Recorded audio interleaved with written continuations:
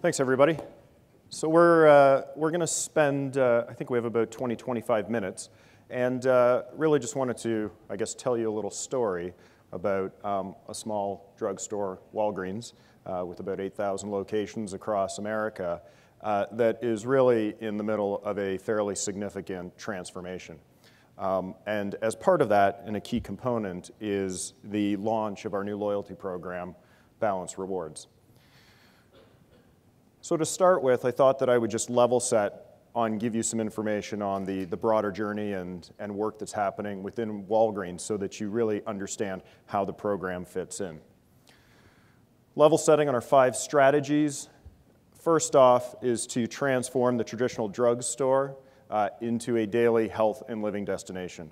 And you'll see that come up again, but that's really key in how we're thinking about the landscape and really stepping outside of the traditional drugstore space. Second, advance community pharmacy and play a greater role in healthcare. Third is drive outstanding customer experience. Fourth, expand across new channels and markets. And you will, a couple data points there, whether that's our acquisition of drugstore.com, this year USA Drugs, and then our announced acquisition with Alliance Boots in Europe. And then finally, reinvent our cost structure through technology. And again, you'll see that come up again when we talk about the design of the loyalty program and really what we think is differentiating and how we're going to activate with customers. A couple data points, and I'd encourage everybody staying here if you actually can walk right across the road. So we have one of our new flagship stores on Harmon that really represents an exaggerated version of where we're going with the health and daily living destination. And I think that this is key for a couple reasons, in that it really speaks to how Walgreens is viewing customer loyalty, in that we're not viewing it as a loyalty program. It really is a focus on the customer. And whether that focus on the customer is launching a program in order to reward our best customers with rewards, or it's actually redesigning our physical store format to service customers better, or whether it's actually building employee engagement and investing in beauty associates and training our staff for them to actually deliver a better customer experience. We're holistically putting all those pieces together so that we can win with customers. So our brand strategy, well at Walgreens. Couple points here. First is that we want to win by being closest to customer, and that really speaks to a couple points. Easiest access, best localization, and best customer knowledge and insights. We'll talk a little bit more on the customer insights component, as again, we think that this is going to be a differentiator in the program and how we can start to apply the learnings across our entire business in order to actually deliver that better experience for customers. And second, we want to differentiate on unique products and services and what we call the well experience, whether that is employee engagement, whether that's customer service, or whether that's store design. So hopefully you can see that this is really a holistic picture, and it is this whole idea of invention and moving forward. So again, we view the insights and using customer knowledge as really an accelerator to fuel this journey from the traditional drugstore to the health and daily living. Whether that is that today we know that we're the trusted health and wellness authority, but then moving into building out our beauty offering and beauty destination with our partnership with Alliance Boots, whether it's our fill-in with convenience and moving into food deserts and servicing communities, and ultimately reinventing the actual 4 walls. So I'll play a little video here which I think really speaks to this history of innovation and how the loyalty program, the store format, the customer experience is just one more step in that evolution.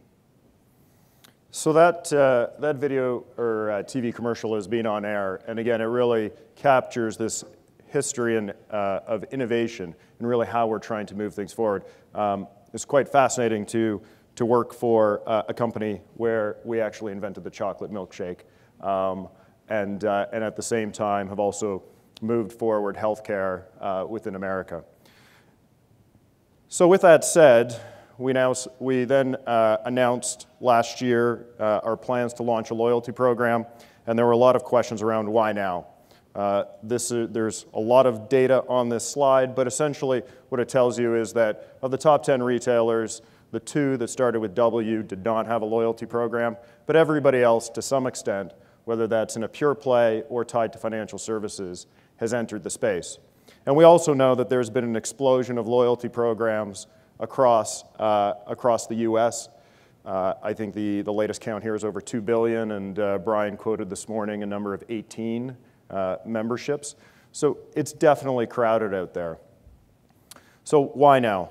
Well, from our perspective, we actually think that what we proudly call the late mover advantage here, which is that we have been able to actually piece together and survey the market, whether that is both domestically in the US, Canada, but also look at Europe and really leverage best practices.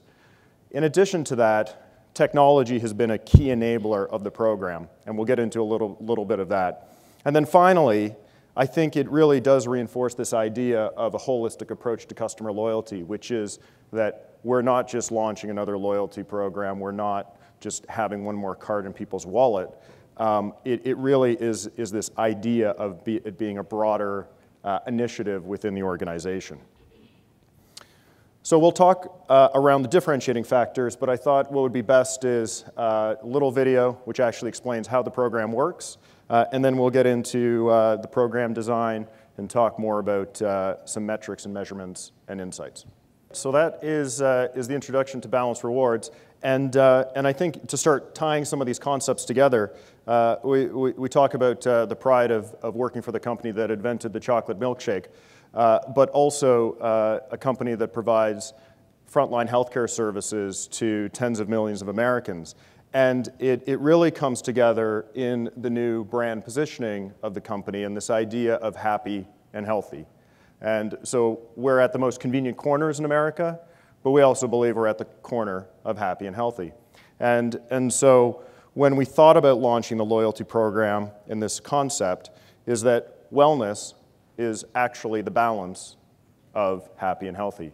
You can't be happy without being healthy, and you can't be healthy without being happy. And so that was the inspiration and the idea around the name of the program, and then echoed in how we designed the program. Apologies on the formatting here, we're falling off the page. But really three driving principles in how we design the program and where we think that we differentiate in the market. First is around ease and simplicity. And I talked before around technology. What really was behind this is over the past year, we were in the process of actually replacing point-of-sale systems at a rate of 300 stores a week and have actually consolidated from 5 to 1 to our next generation point of sale. Tie that with our award-winning and also industry-leading mobile apps and e-commerce space. We then also put that together with how we're actually interacting with people online. It's a very simple program. We'll talk about numbers, but to date, we have enrolled tens of millions of customers without one single paper application. And the data that we're capturing, again, this whole idea that it's instant, multi-channel, and simple for customers. And that is in the actual customer experience, but it also plays through in how we design the program. So we've been very liberal around expiries, exclusions, et cetera. We're really trying to make this easy for the customer. It's their choice. So we're not focused on 1-month redemption windows or 2-month redemption windows. This is around people saving up for something special. And that really is the second piece here, that we're introducing a points currency. And so while this has been done in other markets and actually other industries, points within retail in the US has actually not been as developed. And so the idea here is that by issuing the points in this currency, we know that some people actually value points more than dollars. And then there's this concept where we really want people to save up points, and it's a long-term initiative. We're building long-term loyalty.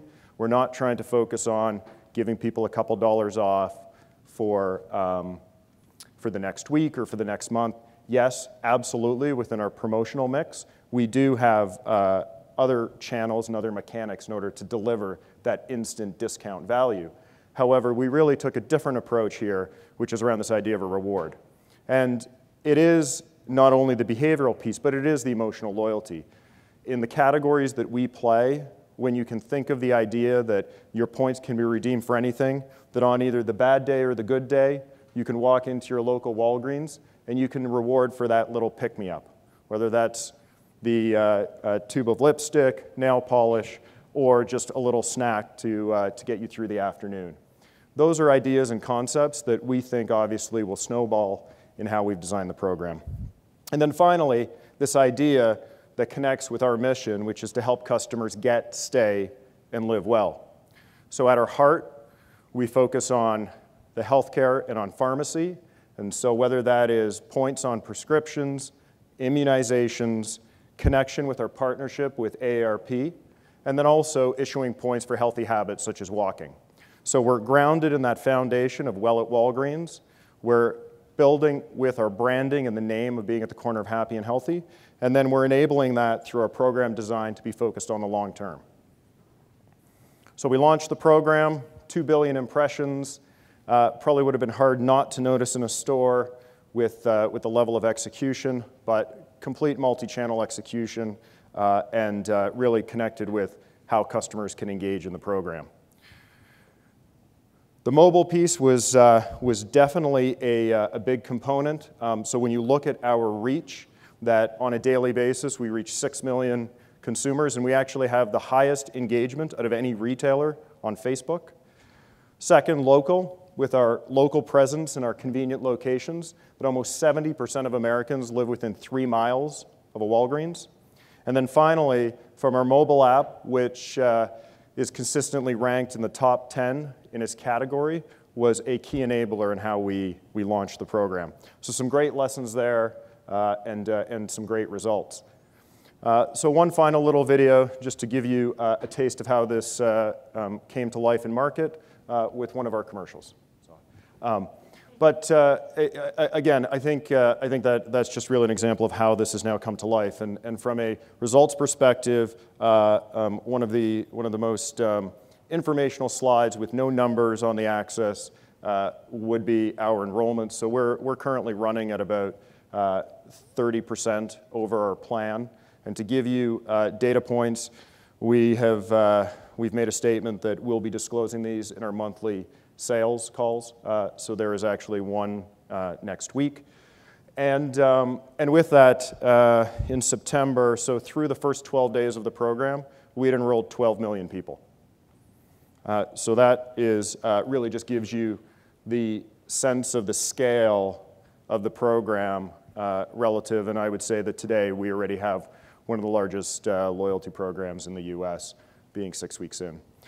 Second piece, which is really our driver in the near term, is really just driving customer participation. So within 6 weeks, we did have a pilot in market a couple years ago. We've actually already exceeded our participation rate on the card within those 6 weeks. So these are really our 2 metrics of focus for the beginning of the launch of the program. This will take us through the first several months. This is where we need to focus. Notwithstanding, many questions already received on what have we learned, what are we doing differently, and how is this driving sales. But that said, really it's this sequenced approach that we're launching a program and we're really trying to build the education and engagement and communication with our customers. And ultimately, it really, when we talk about metrics and measures, it's a phased approach that the metrics today are different than the metrics tomorrow. So as we then move into an education phase on points, then we'll start looking at our earn rate across our base and making sure that we have the most number of customers that can earn. When we get into a bit further along, we get into redemption. But again, even today, there are the number of customers eligible to redeem and can redeem is actually quite significant as well. So we're very pleased with the results to date, and we view the evolution of the program and really monitoring these metrics. And our goal, really, when we bring this back to kind of choice and the design of the program, would be 100% redemption rate. We don't want points to expire, and we don't want them to break. We want people to actually get their rewards and come to Walgreens. So then moving on, wanted to just spend the last little bit of time here around the customer insights piece. So back to this idea that the loyalty program is bigger than the card on your keychain or in your wallet, is this notion that we really believe that there's a huge opportunity to leverage what we learn from our customers to inform decisions across the store. So we talked about redesigning our actual four walls and our store format. We've talked about our customer engagement, and we've talked about a loyalty program to bring that to life. But all of those different decisions can be informed with our insights. And so while we may start with a point, and the heritage of loyalty marketing may be in the direct space, that is actually, it's important, but it's actually only a very small portion of what we believe the opportunity here is. So through the insights, we can identify our loyal and most valuable customers. We understand who they are, what they need, and how they interact. We'll develop customer common language that will come to life across the organization, and then ultimately drive customer strategies. And again, reinforcing the point that it's a holistic approach in how we're actually trying to bring this to life. The decisions are far-reaching, and whether that is our assortment and our focus on mass localization, and knowing that there are very different customers and shopping behaviors in Puerto Rico versus if we end up in Chicago. And it's reflecting that for customers so that they actually have the better experience and find the products that they are looking for. Through promotions, we obviously have a new mechanic in introducing the concept of points and really being able to complement dollars and discounts. From a pricing perspective, we can start to hone our pricing based on understanding customer price sensitivity, target our best customers, and then finally, when we think about moving into the well experience, using our information so that we can actually drive macro space adjacencies, category adjacencies, and really changing that experience to be optimal for the customers and for that store. All of this is in the works, and actually speaking to the commitment from the organization and looking at the bigger picture, in parallel to actually developing and launching the loyalty program, we've actually already built out our customer segmentation models, and we've actually already stood up our customer insights tool. So very rapidly, we're not waiting a year or 2 years. This, again, I think speaks to one of the late mover advantages. We're quickly moving down the road on vendor collaboration, as well as actually deploying these insights into our category management processes. So a couple early examples of that would be 2 segmentation models that we've already now developed and are putting in place around understanding customer value so that we can prioritize investments. And then secondarily, a customer needs segmentation based on customer purchase behavior. So how do we actually understand who customers are by how they actually engage and shop at Walgreens, and whether that is products that they buy, time of day, whether they're online, offline. It really allows us to understand that, which will ultimately go to informing all of those different decisions, whether it's a localized assortment, whether it is pricing or promotion, but really having a broad application. Our value segmentation model is based on trips and basket value, and we end up finding out, which most retailers find out, that a very small portion of your customers make a significant portion of the contribution.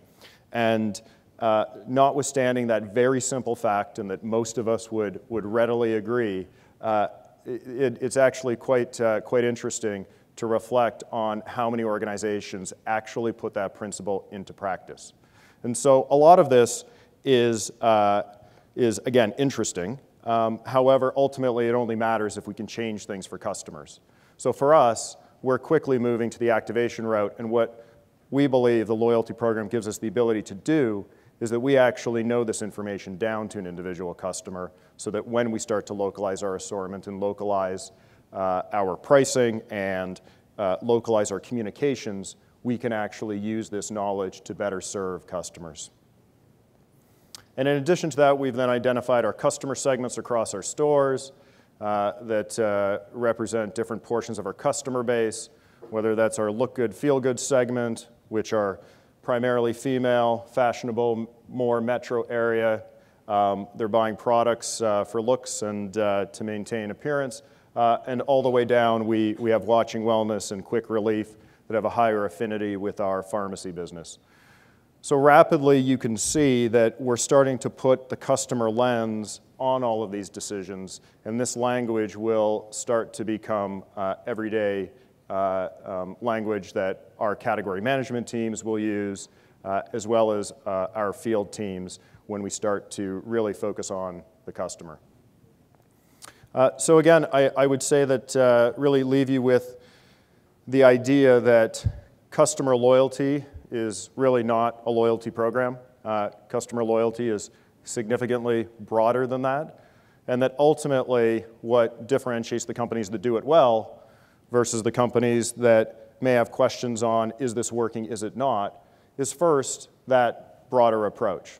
Second, there really are no silver bullets, that ultimately what moves the needle is doing a lot of really smart things over and over and over again.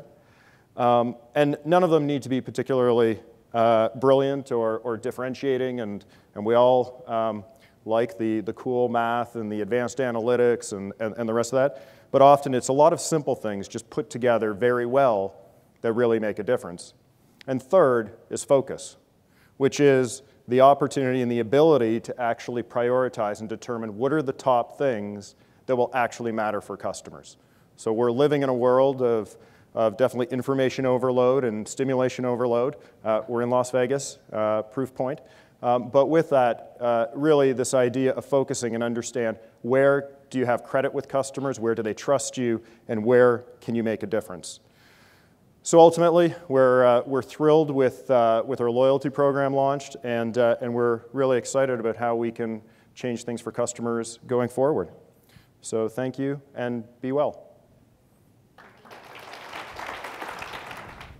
Hey, Adam. Hopefully not too detailed, but that first segmentation slide you had, I think you had daily loyals, and then you had a high spending group above. I just wondered how you differentiated that group of people, because they both sounded like they're regular shoppers. They are. It was really tied to basket size, and if you think about the Walgreens business, you can appreciate that there's a lot of people that use us for convenience shops, and we are 3 miles away from almost 70% of the population. And so with that, we have some customers that come every day and buy 1 or 2 products, and there are others that actually view us as their solution for their entire shop. And again, examples like that would be our commitment to food deserts and actually moving into convenience food offerings in underserviced neighborhoods that a lot of grocery stores have actually exited. And in those scenarios, we actually become their full-stop shop.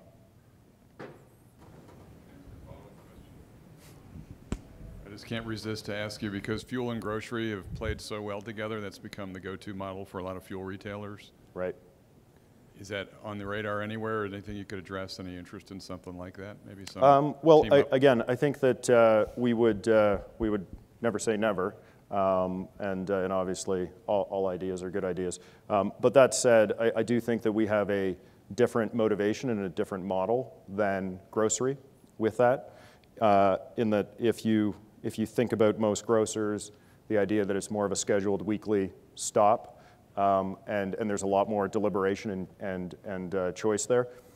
Where we're playing is this idea of convenience, where it really is based on location, and ultimately then getting the right products in there so that we build basket size. And secondarily, the areas where we're trying to build a destination in beauty and become a beauty destination, those again, I think would be further away from a branding perspective that wouldn't connect the best with fuel.